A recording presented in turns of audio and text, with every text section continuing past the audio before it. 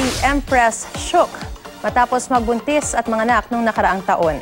Bibida po siya sa upcoming episode ng Tadhana na napapanood tuwing Sabado ng hapon sa GMA7. Kwento ni Empress, sinadya niya ang talikurang pansamantalahan showbiz para mas magbigay pa ng oras sa anak na si Athalia. Kaya naman di rin daw maiwasan ni Empress na makita ang sarili sa ginagampanan niyang role sa Tadhana kung saan isa siyang single mother. Si Julie, nag-work siya sa Thailand. And nagkaroon siya ng baby din before siya mag-Thailand sa boyfriend niya na Pinoy. Pero nung pumunta siya ng Thailand, nakamit siya ng mga foreigners.